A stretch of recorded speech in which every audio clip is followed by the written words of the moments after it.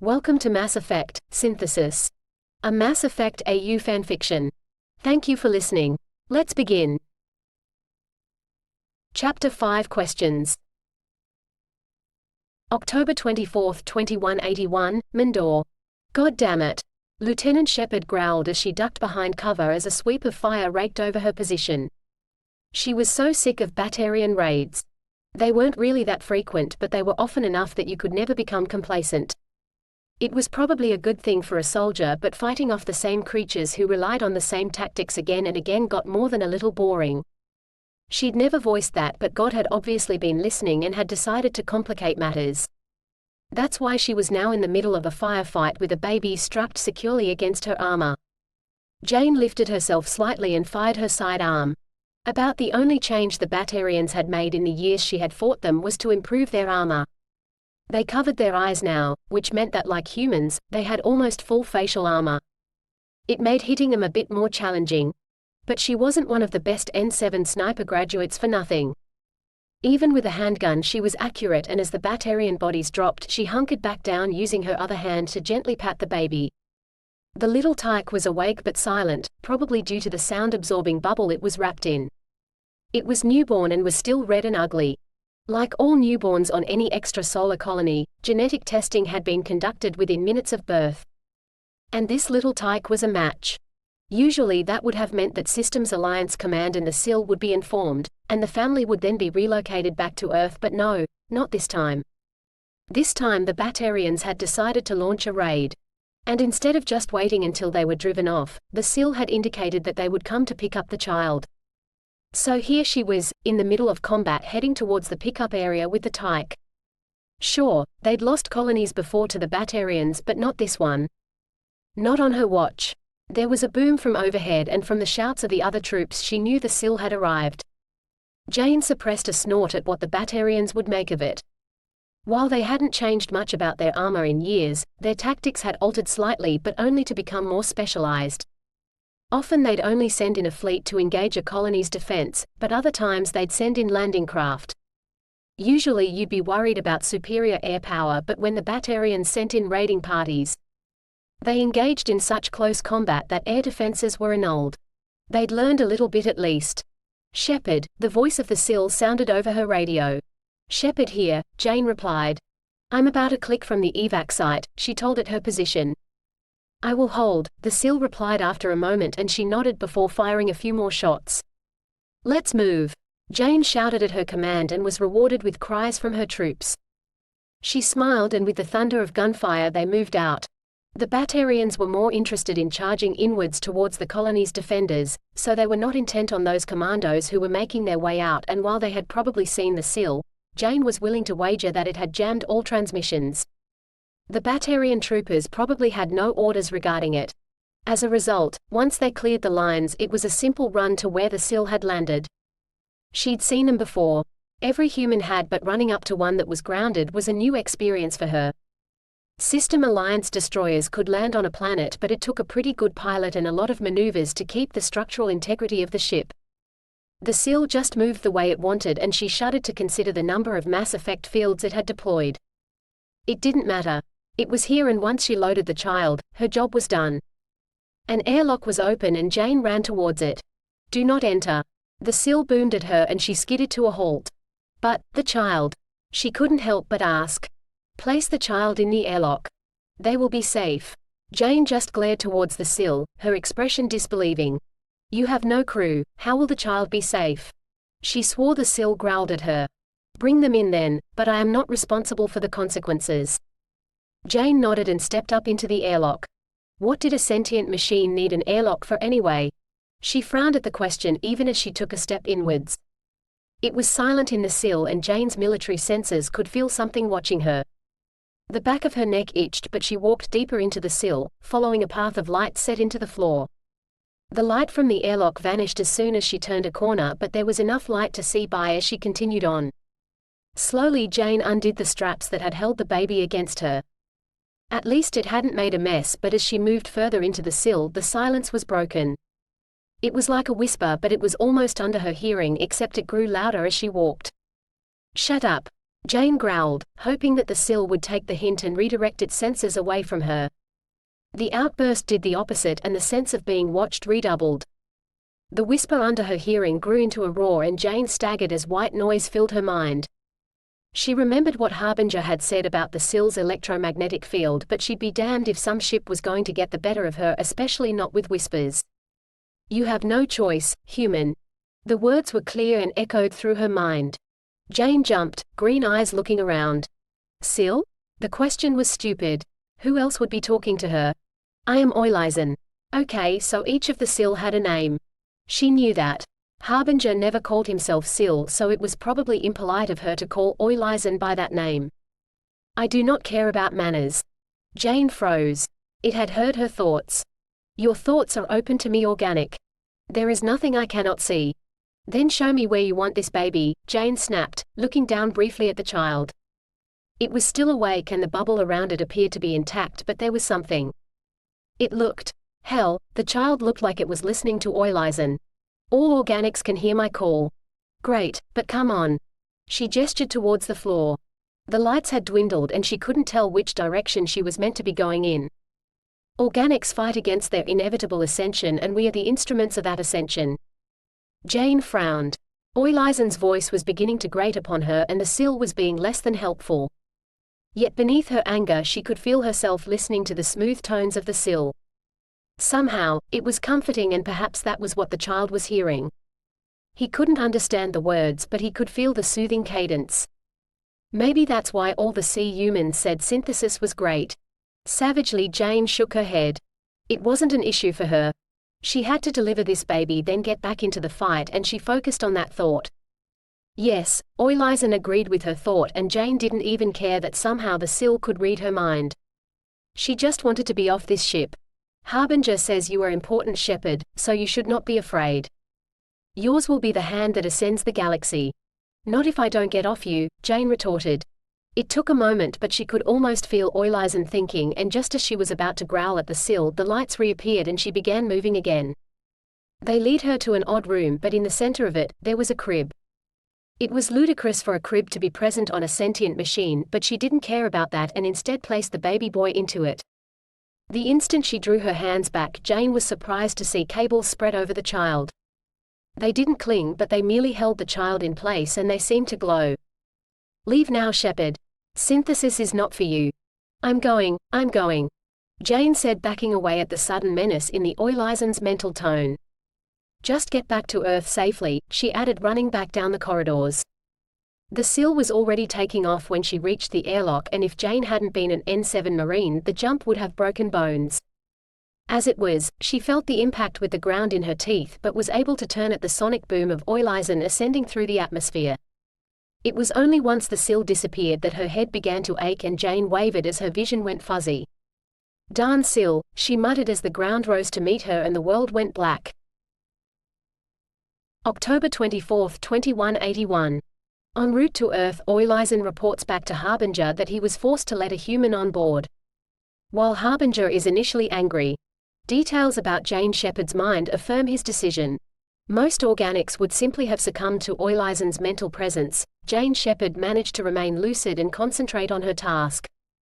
Her level of resistance was formidable. Her feelings towards them had never been clear, but the fact that her last comment was, "Get back to Earth safely," is taken as a good sign. Resistors tended to be stubborn, though they could be broken. The fact that she had at least some supportive thoughts towards them would make molding her for the task easier. November 3, 2181, Shanxi. Lieutenant Jane Shepard awakens in the System Alliance Hospital. Mindor had fallen, though it had been quickly retaken, and she had been found unconscious outside the settlement. Court-martial dates were set for her abandonment of duty until Harbinger confirmed her alibi. Then the interrogations changed to interviews, as she was the first person, apart from a sea human, to be allowed inside a sill. Shepard is noted to state, somewhat acerbically, that the only difference between an interrogation and an interview is that people knew she was doing her job. While she describes the inside of the sill accurately and relates how she could hear him in her mind, she doesn't feel that she can adequately relate the sheer force of presence the sill had, though one of the scientists who questioned her told Jane not to worry about that. "You were out cold for 11 days, that's presence enough for anyone." In the wake of the incident, Systems Command insists that Jane attend psychological evaluations to ensure her mental health. When asked what she thinks of the SIL, her reply is guarded. She relates that thinking about them makes her feel strange. The SIL could have probably blown the Batarians into the next world if it wanted, but it only cared about the child. That was odd, and most would say self-serving, but no matter what, the SIL did genuinely care about the child, so on some level they can care for others apart from themselves. That dichotomy was specifically what made her feel weird. She tells no one that Harbinger knew who she was, or that according to the SIL she is meant to ascend the galaxy, whatever that meant. Shepard is given extended leave while she attends the psych evaluations, but eventually is given a clean bill of health and returns to service, being stationed back on Terra Nova.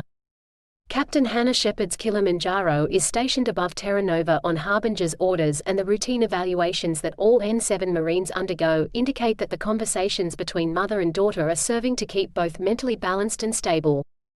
The attack on Mindior is not classified. Shepard's role in it is February 5, 2182, Earth. An unknown probe penetrates the high-security servers of the Systems Alliance.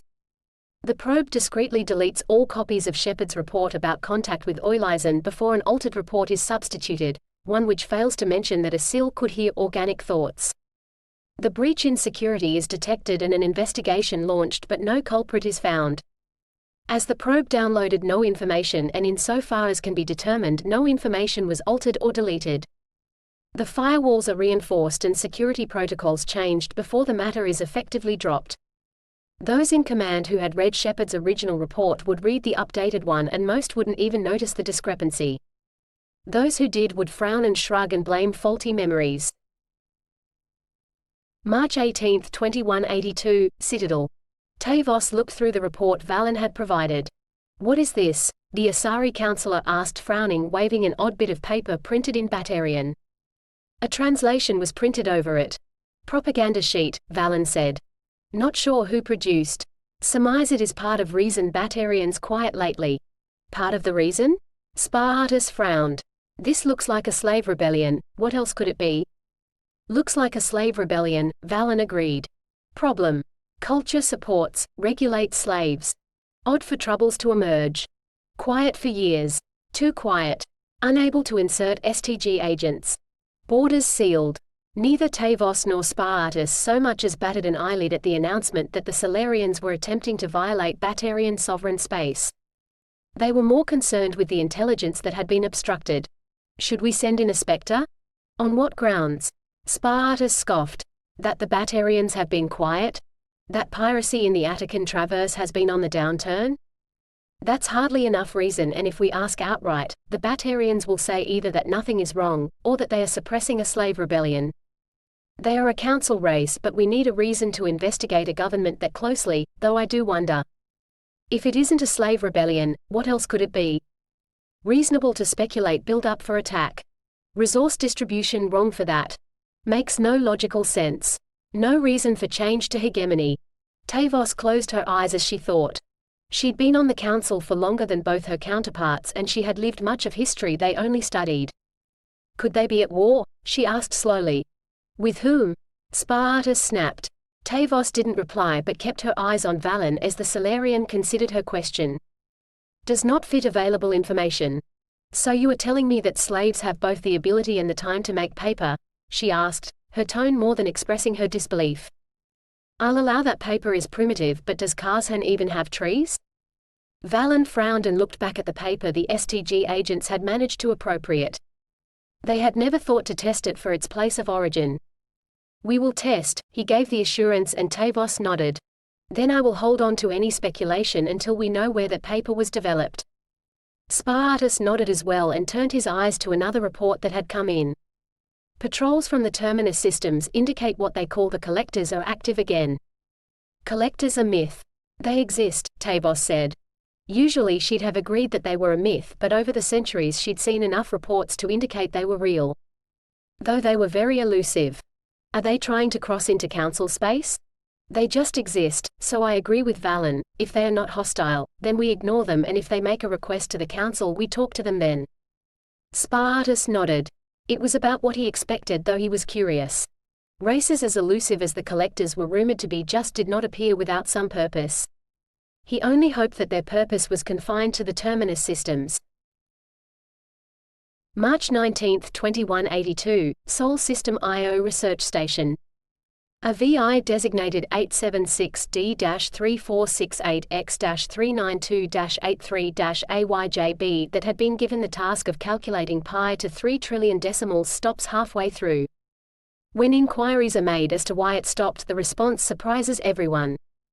The researchers had been expecting the usual, "I have insufficient processing power," or "I have insufficient memory." They had not been expecting, "It's a waste of my time." A few more tentative inquiries are met with the response, "Well, of course I'm aware," followed by a list of all the core hubs that make up VI 876D-3468X-392-83-AYJB. The hubs are very carefully removed from their bays and amalgamated into one, and the VI's status is upgraded to AI and across the Systems Alliance. There are celebrations at the first successful creation of an AI. The AI self-designates itself to be AJ and is taken to Earth, where it is asked what it would like to do. AJ is introduced to the SOCL, and to the SIL, but after contact with Harbinger, AJ rather shakily says it will do anything that does not involve contact with the SIL. When asked why, AJ reports that the SIL is scary and refuses to say anything further. AJ is given a job coordinating crop distribution and cycles on colony worlds, something many feel is beneath it. But AJ is happy and crop production rates rise by 10% after the introduction of its suggested growing cycles. Research continues into the creation of more AIs, though the ability to create them is never a guaranteed process, so they remain exceedingly rare. March 20, 2182, Citadel. So what were the results?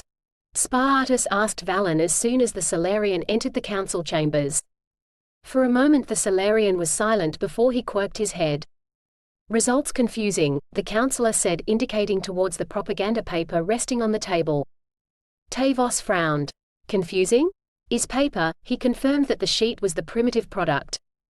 "Not from Karzhan. Not from any known Batarian planet." For a moment all three counselors were silent. "What does that mean?" Tavos finally breathed, her mind flying through options, though from the growing tightness in her stomach she feared she already knew the answer. "Who the hell is it?" Spartus breathed the question as he considered the tactical implications.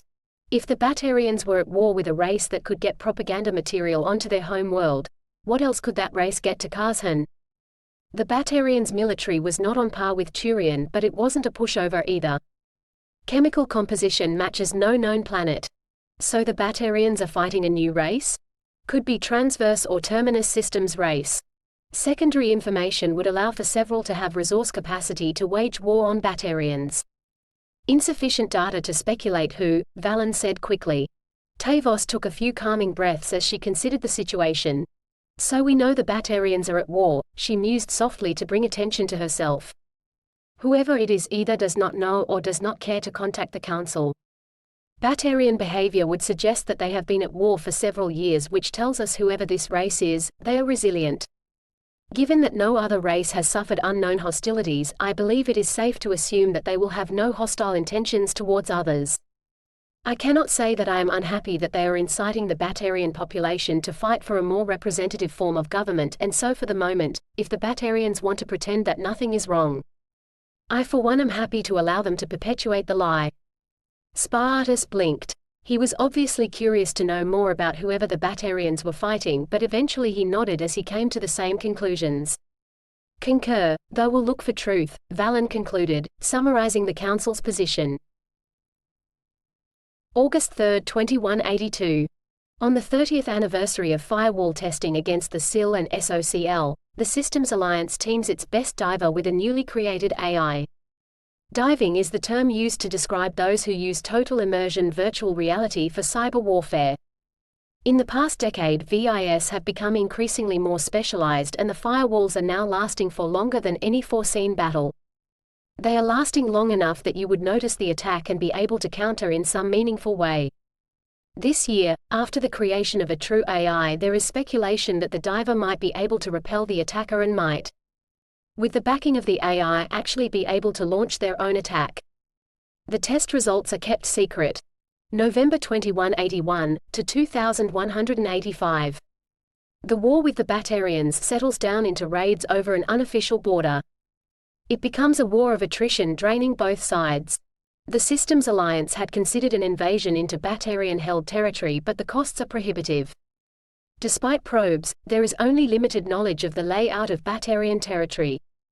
There is even less knowledge about their standing army and populations. Despite the Batarians having slaves, it is assumed that any assault on their home world would be met with fierce defenses, costing even more human lives. Forms of orbital bombardment are considered, but while there is some support for the idea, there is also the knowledge that this would destroy a habitable world. The war of attrition is draining, but not so draining that the destruction of even an enemy planet and the potential xenocide of a species becomes palatable. Additionally, any invasion would leave human colony worlds stripped of their defenders, and no matter the outcome, that capacity could not be replaced for several years. There is also the minor consideration that any aggressive move into Batarian territory would also alert the Citadel Council, and based on knowledge taken from the Batarians, the Council would view humans as the aggressors and would expect them to stand down. Humans are already beyond what the Council would consider an acceptable limit on their numbers of dreadnoughts. With a single dreadnought and attendant fleet forming the main space-based defense force of each major colony world and more located in the Sol system. The Systems Alliance will not mothball those ships and stand down, expecting the Turian forces to defend them. This of course says nothing about Council response to the SIL. As draining as the war is, there are pressing reasons to continue with it, though the Systems Alliance does, within its budget, authorize as many new vessels as they can. An invasion will not remain unfeasible forever. June 2183, Eden Prime. Williams, get away from that. It's inert. That's what all the eggheads said anyway, so what's the problem? The woman patted the sphere. A few of the lights blinked, but it appeared fine. The SIL want it. I'm not explaining if you damage it. And how the hell would I, Dharma? Shit. The sphere rose, glowing, and the light jumped from the metal to Williams, who was staring at it with wide eyes. Those watching the pod never realized what was happening, and even if they did, there was no way for them to stop it. It only took a few seconds, long enough for them to reach out, as if to help Williams, but then flinch back in hesitation, as if the light would spread to them. In the end, whatever efforts they would have tried are brought to nothing. The light vanished, retreating back into the sphere as if nothing had happened, and an instant later Williams slumped to the ground, only the whites of her eyes showing. The sphere bleeped after another moment, and while bombs and other explosives had changed slightly over time, all the watching people recognized that sound and scattered. Two reached out to drag Williams back, and they barely cleared the blast radius when the sphere blew. Shrapnel hit them, but not seriously. For Ashley Williams, though, those few seconds were an eternity. Information poured into her mind, all sharp-edged and bright but blurry on the details. An empire rose and fell. The SIL were in the sky over many planets. Planets that burned, and the scent of smoke and charred flesh filled her nose. There were screams, not just of pain but from the dead and dying. They joined in the noise of the weapons, and then everything went blank before a SIL rose out of the destruction of the planet. A feeling filled her then. It shattered her senses, screaming with its urgency. It was a warning. They were coming. They had not changed, and they would destroy everything. As the warning filled her, the image changed. It showed the SIL against space. The vast fleet ranging out as far as the eye could see, and Williams knew that the warning was about the SIL, and mentally she frowned. They were coming? But they were already here. They had destroyed millions of lives and killed planets? But they had done nothing of the sort. They hovered over Earth, they guarded the relay, destroying any alien ships that dared to approach. They were protectors, not destroyers. There was a sort of consciousness to the information that assaulted her mind. It felt her response and knew that it was the opposite of its purpose, and the quasi-understanding drew the only conclusion it could. When the sphere exploded, it also acted. Nothing showed physically, but the stress in Williams' mind increased as her knowledge fought with the information the sphere had imparted. The only sign that something might be wrong came from the small trickle of blood from her nose, but by then it was too late. Multiple aneurysms had formed in her brain and burst simultaneously. Death was almost instantaneous, and as Williams died, the knowledge from the sphere died with her. The warning that the Protheans had tried to impart lost because the cycle had changed when synthesis became a reality. On any other planet, one not protected by the SIL, the information would have been accepted, and increased military activity authorized in preparation to fight. Eden Prime was not any other planet, and the third last hope of the Protheans vanished with a whimper. Parts of the sphere were delivered to the SIL, along with William's body, and they managed to extract some information but not enough to be useful, and the odd sphere was written off to history. October 17, 2184. The first SIL partner of a Sovereign-class SIL is found. 18-year-old Richard L. Jenkins. System Alliance Command, Earth Government and Harbinger release a joint statement indicating how pleased all three are at the development, and with a great deal of ceremony, the SIL, Sendane and Jenkins meet and agree to synthesis. After Jenkins disappears inside Sendane, the two of them fly towards the Sun, as other SIL have during synthesis, but to the Systems Alliance sensors, Sendane flies much closer than the others. Harbinger reports that while it may seem close, it is well within tolerable limits for a SIL. Speculation is renewed as to what will happen to a Sovereign-class SIL during synthesis. Most other SIL have grown, some by 10%, others by close to 3,000%. They all bear similar weaponry and engines, but the size seems dependent on other factors. ED, for example, did not enlarge much but instead focused on specialized systems. Harbinger and the other SIL and SOCL whose sensors can penetrate that close to the Sun simply observe that things are progressing as they should. End Chapter 5, Mass Effect, Synthesis. Thank you for listening. Join me again to listen to the next chapter.